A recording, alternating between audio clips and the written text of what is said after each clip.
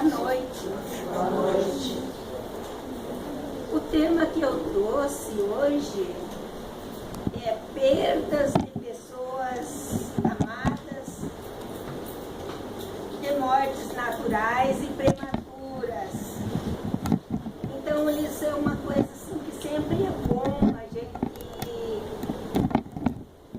estar atenta, estudando o porquê das coisas. Diz assim: quando a morte ceifa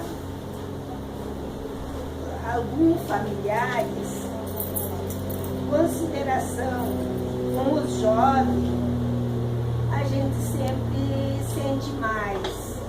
Aí sempre existe aquela pergunta: ai meu Deus, por que foi um tão jovem, tinha tanto para dar, e fico eu que já estou velho, cansado e desanimado, Deus leva um novo. Por que será que isso acontece? Acontece o seguinte, que o jovem que nasceu, às vezes ele nasce e dura horas, dias e parte, né? Era só estes minutos, estas horas, esse tempo que deveria permanecer com nós aqui na Terra para resgatar a sua dívida.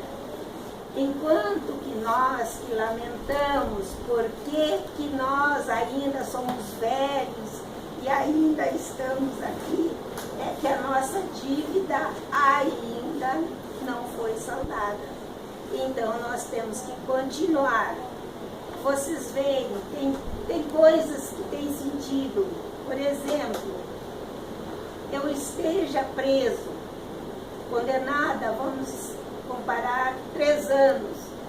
Assim que eu terminei o meu tempo de reclusão, eu quero a minha liberdade, né? E nada mais justo que quando chegar ao nosso tempo, que nós concluímos aqui, sejamos chamados e nós tenhamos a liberdade de partir com o consentimento de todos. O que eu digo consentimento? Na maioria das vezes, a gente não quer. Se a gente tem um ente querido que já faz bastante tempo que está acamado, está sofrendo, mas mesmo assim a gente não quer que parta. Então nós, com outras palavras, pelo nosso amor e a nossa incompreensão, nós continuamos obsediando aquele irmão para que ele permaneça junto de nós. A força da nossa mente, do nosso amor, da nossa falta de conhecimento, faz com que nós prendamos ele aqui na terra. Então, por que eu digo que quando a gente tem o conhecimento, a gente ajuda? Nós temos que ter essa coerência, essas condições de ver. Se Deus chamou, é a hora, vamos rezar, vamos fazer as nossas preces para que ele tenha um desenlace calmo, assim, com sentido de nós, pelo nosso conhecimento. Mas nem sempre a gente faz isso. Nem sempre. Por quê?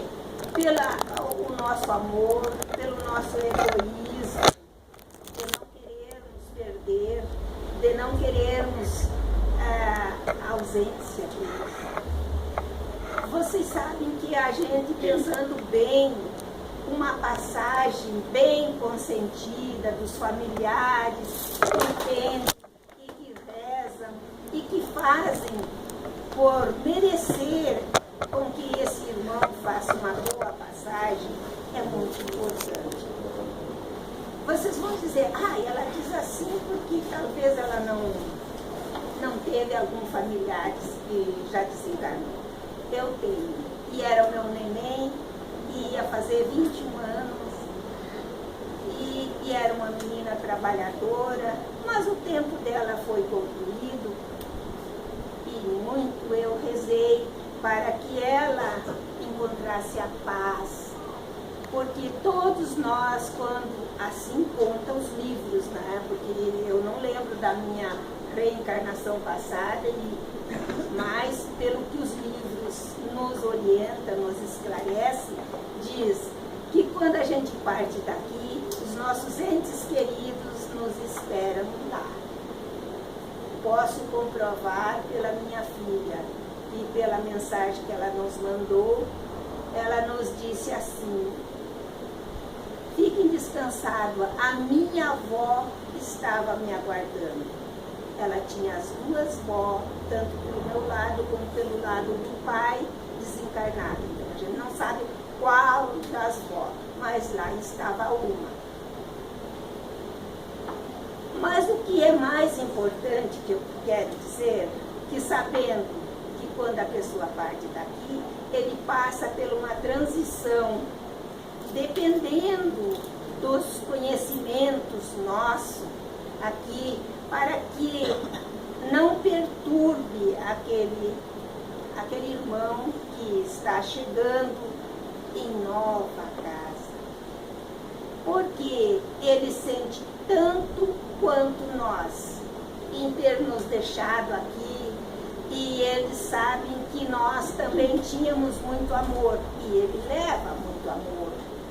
Então, quando ele acorda, ele ouve os nossos clamores, pedindo: ai, tenho tanta saudade, acho que não vou conseguir. Quando é o casal que parte o esposo, a mulher se lamenta: e agora como é que eu vou viver? Como é que eu vou conseguir manter a casa se era só ele que trabalhava? A gente se desespera e às vezes entra em desequilíbrio. E isto ele lá ouve. Então, nós passamos a transmitir os nossos lamentos. Por que nos livros dizem que eles adormecem?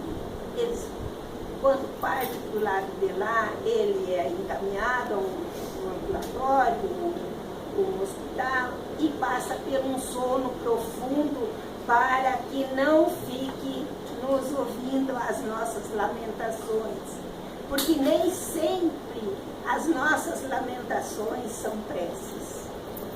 Quase sempre é cobrança ou como eu vou viver. Nós já deveríamos ter acostumado, porque é que morrer,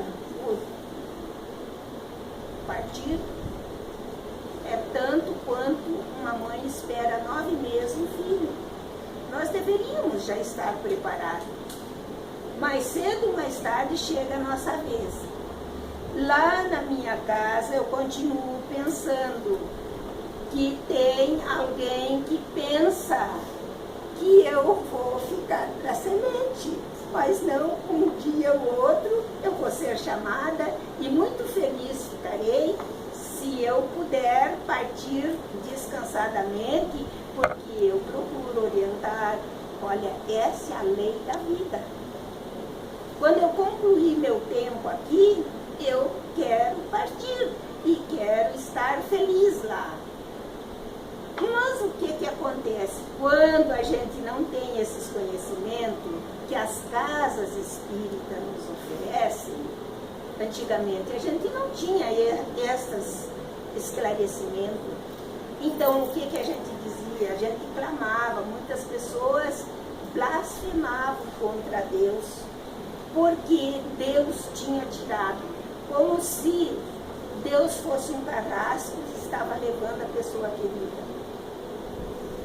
Mas tem, pelos nossos conhecimentos, hoje a gente pode raciocinar e pensar: não, chegou o tempo dele, vamos endereçar uma prece.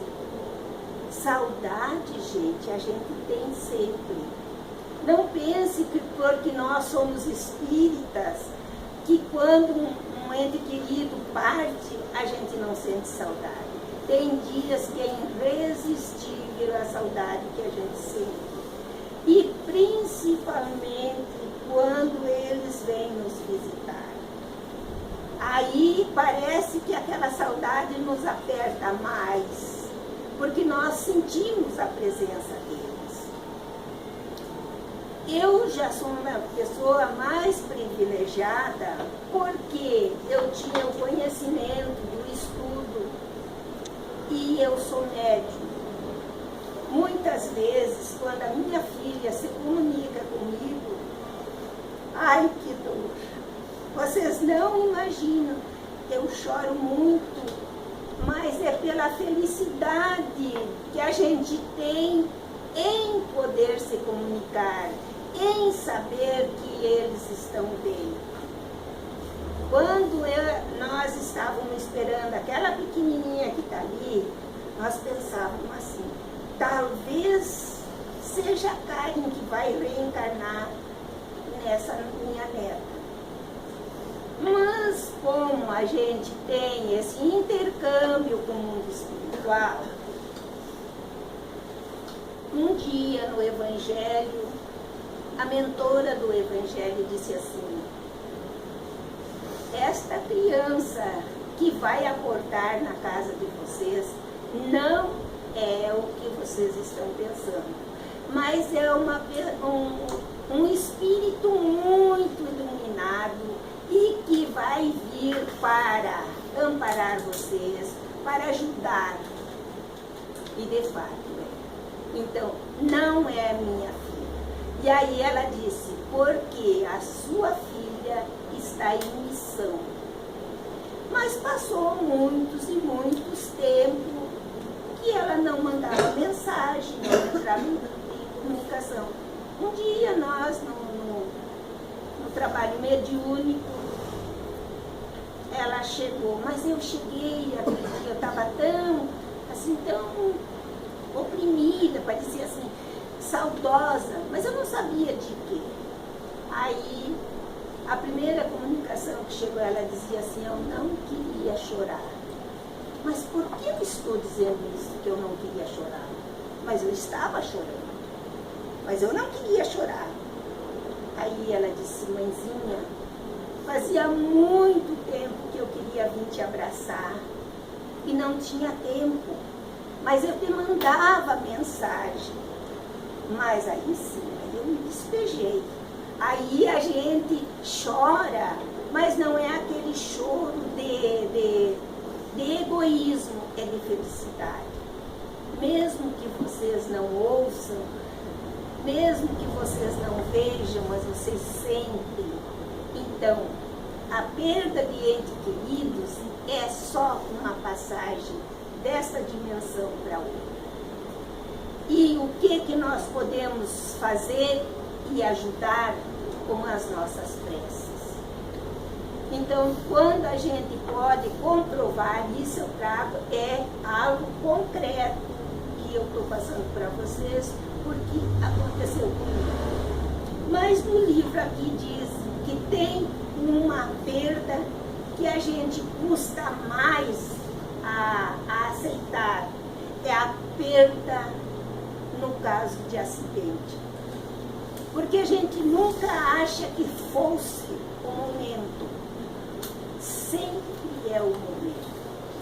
Mesmo que seja num acidente, nada acontece que não esteja escrito, que não esteja nominado por Deus. Então, nós temos que aceitar e nós devemos fazer as nossas preces para que, ao acordar do lado de lá, seja amparada, entenda aquela passagem drástica. Quem acompanha os livros do Luiz Sérgio, o Luiz Sérgio foi um menino que eu acompanho desde o início essa passagem do Luiz Sérgio, porque eles moravam em Brasília e eles vinham para São Paulo na formatura de um colega deles. e eles se acidentaram. Eram 3 colegas que vinham para a formatura desse rapaz. E o Luiz Sérgio achou que ele era o único que não tinha morrido. Ele atendeu os outros, ele atacava os carros e tudo para dar assistência. E daí, quando ele foi conduzido, o primeiro livro que ele escreveu foi O Mundo que Eu Encontrei. E por isso ele nos manda, passa tudo o que ele passou do lado de lá, ele nos enviou para que nós possamos nos orientar. Então, depois que ele passou pelaquela dormência, que ele acordou, ele perguntou pelos amigos, mas eu não morri. Ele disse, não, então quem pereceu naquele acidente? Então, isso é coisas que eu trago para vocês, porque às vezes a gente atende, no atendimento fraterno, muitas pessoas que estão com seu coração dilacerado, de sofrimento, de saudade dos seus entes queridos. É normal. A saudade nós vamos ter sempre, mas nós podemos amenizar com as nossas preces, com o nosso conhecimento. Muitas vezes a gente vê muitas pessoas vão com braçadas de flor para o cemitério, chorar, mas os seus filhos não estão lá no cemitério. Faça um arranjo bonito na hora do Evangelho, ofereça, tem a mesma validade de ir chorar lá no cemitério. Ainda atrair aquele filho lá para o cemitério. E aí ele deve ficar ainda se perguntando, coitados, ainda estão com essa visão que eu esteja aqui. Foi só o corpo dele que está lá. E o corpo não vai ver, não vai sentir. Então, por isso, se nós, nas nossas preces, na hora do Evangelho, eles recebem. Então, é assim que nós devemos nos comunicar e nos entender com os nossos irmãos. Mas aqui diz assim ainda, essa causa que atinge todo mundo, todos nós vamos morrer e vamos perder os nossos entes queridos, e muitas vezes mais cedo, outros mais tarde, porque hoje em dia nós estamos vivendo uma sociedade muito desumana, uma sociedade quase do tempo da barbárie. Então isso nós temos que nos estar preparados, sempre que nós possamos, e que os nossos filhos saiam ou para o colégio, ou para uma festa, façamos nós dentro de casa, abrimos o Evangelho e façamos a nossa prece. Quando a pessoa trabalha, a gente faça a sua prece e peça que os bons espíritos acompanhem, leve e nos traga. Eu, como fui esposa de caminhoneiro, o marido sai e a gente não sabe se vai voltar ou se vai voltar um caixão. Mas a gente tem que ter fé e tem que ter raciocínio, equilíbrio para poder enviar paz, enviar luz. Porque nós aqui na Terra, nós aqui somos uma fonte de energia.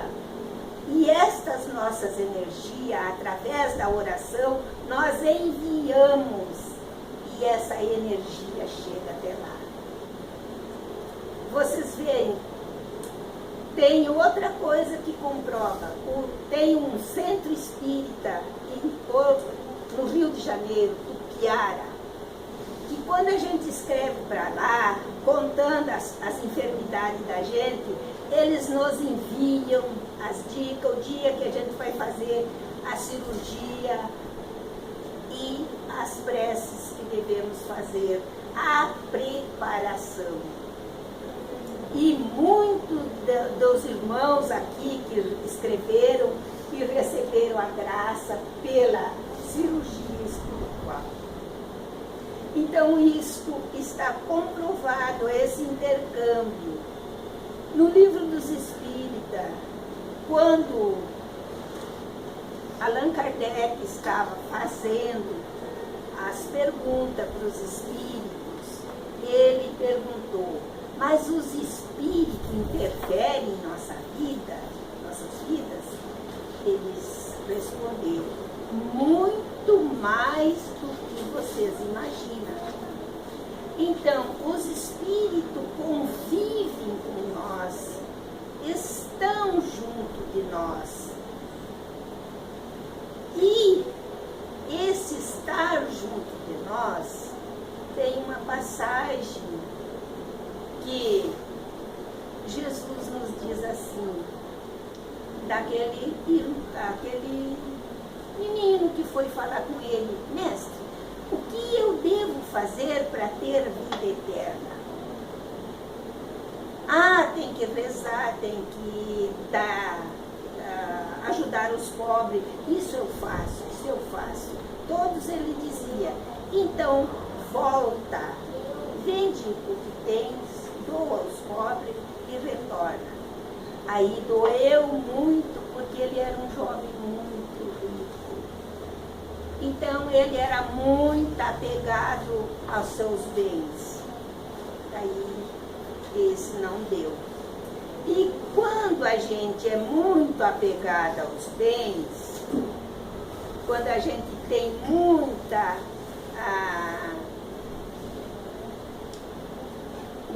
bens e poucos conhecimentos, que esses bens que nós temos, nós não vamos levar. E não adianta nós dizer: eu tinha tanto em dinheiro no banco, se eu não fiz a caridade. Então, o que nós levamos daqui da terra? Os conhecimentos morais, a nossa fé em Cristo e naquilo que nós temos certeza que nós nos preparamos aqui. Fazer ao nosso irmão aquilo que nós queremos receber. Porque às vezes a gente diz assim: mas não fazem para mim, por isso eu não faço. Não. Devemos fazer sempre. Estar à disposição sempre. A fazer a nossa caridade sem esperar retorno. Tem uma passagem que também diz: quando der uma festa, convide os pobres, os humildes, porque estes não vão pedir retorno. Porque se eu convidar um rico, eu vou ficar pensando: não, depois ele pode me ajudar, o meu filho, ou me ajudar a conseguir um bom trabalho. A gente sempre abarganha as nossas caridades. Então, essa caridade abarganhada não tem valor. Assim como as nossas orações, que nós vamos pedir: meu Deus, me ajude, faça com que eu consiga um trabalho e aí eu vou ajudar os pobres. Mesmo que eu não consiga o trabalho, eu devo sim ajudar os pobres. Porque não é com dinheiro, com bens, com condições materiais que eu posso fazer a caridade. Eu posso fazer a caridade sem ter nada. Eu conheci esses dias uma senhora. Eu sempre faço palestra num centro espírita bem humilde. E ela disse assim: Odete, eu vou te levar na casa de uma senhora que tu pode endereçar as coisas que tu me manda para cá e que eu mando para ela, para te conhecer essa senhora. Gente, eu cheguei lá. A senhora era tão velha, os dedos dela estavam cheios de nós, pela idade, então pela artrite, artrose, ela nem as mãos fechava. Mas a casa tão humilde, que não tinha nem lugar para a gente caminhar. E ela dizendo que ajudava as crianças, ficava com as crianças para as mães irem trabalhar, fazer o seu trabalho.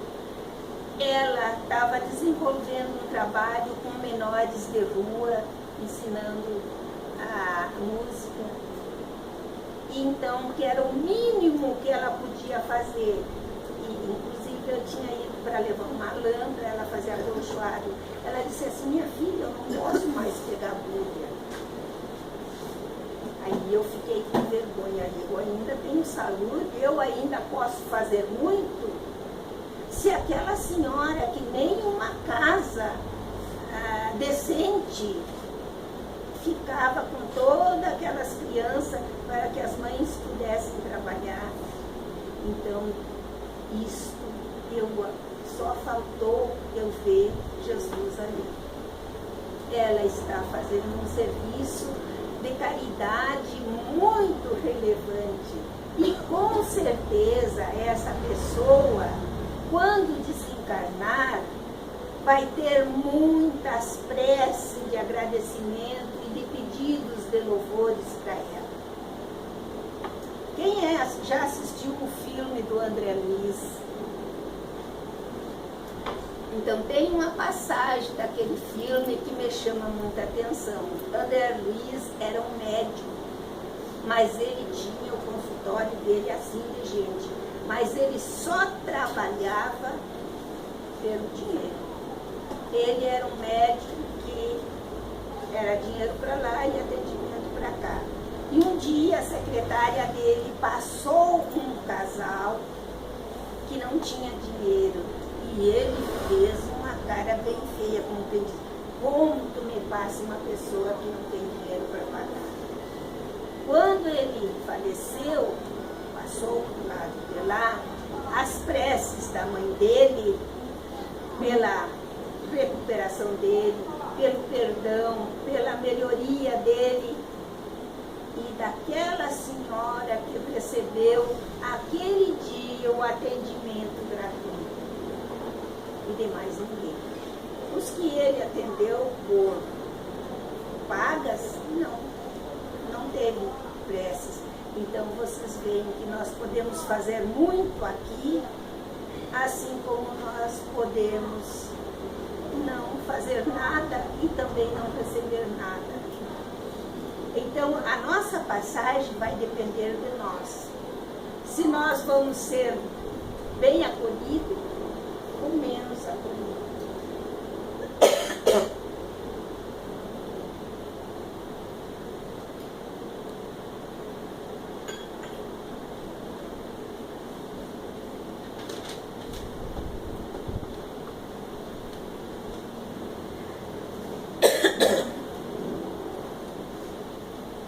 Porque essa perda nos causa tanta dor, tanto sofrimento, quando é um ente querido, ou o marido, ou a esposa, que deixa os filhos pequenos. Porque se foi a mãe que partiu, o pai fica desequilibrado, porque ele tem os filhos para atender, ele tem que trabalhar, ele vai depender de outro. Isto cria um desequilíbrio social, mas nada que a gente não possa contornar. Isso faz falta sim, mas não é caso de nós nos desesperar. E quando nós somos muito materialistas, ser materialista, quando a gente acorda do lado de lá, o espírito fica pensando: ai meu Deus, e a conta que eu tinha no banco, e agora vão pegar o dinheiro, e a minha casa, que poderá ir outro morar lá, interferir na vida. Então, aquele espírito também entra em perturbação, porque ele não tinha os conhecimentos básicos, moral, e isso perturba, então, os seus bens que ficaram aqui. Mas quando é um espírito evoluído, que já tem esses conhecimentos, ele vai encontrar as condições acessíveis e vai ouvir dos mensageiros que dão assistência, e ele vai ouvir. Mas também eu li um livro que nem sempre é conforme a gente pensa. Era de um presidente de centros espírita, e ele era muito apegado ao seu centro, o seu desenvolvimento que ele tinha naquela casa. Ele era muito apegado. E quando ele partiu, e ele pensava assim, e agora, será que vão conseguir levar? Será que vão conseguir conduzir direitinho como eu? E ele entrou em perturbação. Então vocês veem que não basta nós ser espírita, nós temos que desenvolver esta capacidade de entender as coisas. Se eu, quando perdi a minha filha, não tivesse os conhecimentos espírita, eu teria me desequilibrado. Eu teria entrado, vamos dizer assim, estaria chorando até hoje. A coitadinha que tinha 21 anos, que ia fazer 21 anos e que Deus levou. Por que não levou eu, que era velho? Por que não levou o pai, que já era infartado? Eu estaria cobrando, fazendo essas comparações. E que ela era uma menina nova, uma enfermeira, que podia servir muito mais aos outros. Mas, pelo conhecimento, eu aceitei. E muito ela tem me orientado. Se vocês me perguntarem se eu sinto saudade, sim, tem dias que eu sinto muita saudade dela. E é uma coisa assim que a gente, só que eu sempre digo, e sempre continuo dizendo, porque eu cheguei a ver ela depois que desencarnou, ela veio me ver. Mas eu não soube fazer a leitura da presença dela. Eu não sei se ela me cobrava, eu não sei se ela achou que... não sei. A expressão dela era indefinida, mas ela me olhava. Mas eu consegui falar para ela, minha filha, aceita as condições de vida que te oferece. Porque tudo que eu tinha de fazer, eu fiz. E agora eu só confio que tu siga as orientações que tu vai receber. Então, é isso que nós, como o conhecimento que temos, como espírita que somos, devemos exercer. Este desprendimento, este louvor, este agradecimento por o nosso ente querido já ser convidado a participar do outro plano, porque ele continua vivo, tão vivo quanto nós. Aí eu trouxe uma mensagenzinha para ler para vocês, que eu sempre gosto de fazer. O relógio do Maurício, ele nos cobra... Meu não, do muitos filhos. Eu também. Deixa eu ver se eu acho agora. Fala assim, o nosso trabalho. Não te aflija sobre a destinação do mundo. Tudo que nós recebemos nesse mundo, que é desenvolvido, as coisas naturais, é de Deus. A eterna sabedoria conhece o que deve ocorrer à vida planetária. Agora é o nosso tempo. nosso tempo aqui, do nosso fazer, a nossa caridade, o nosso trabalho, procurar o nosso conhecimento, o nosso tempo. Hoje é o dia em que nos compete fazer o que deve ser feito. As criaturas que te pedem apoio, o lar que te sustentas, as obrigações que assumistes, as causas que enobreces são, em si, o quadro dos desígnios superiores que precisas atender. Entesoura a cultura que desejas, antes de tudo, porém, atende aos deveres que se te fazem essencial. Assim nos diz Emmanuel, que é o que nós devemos desenvolver. Fazer tudo isso com consciência, com muito conhecimento e muita paz. Era o que eu tinha para hoje, de esclarecimento sobre perdas de entes queridos. Que assim seja. Antes de pedirmos para a irmã Ivana fazer o encerramento,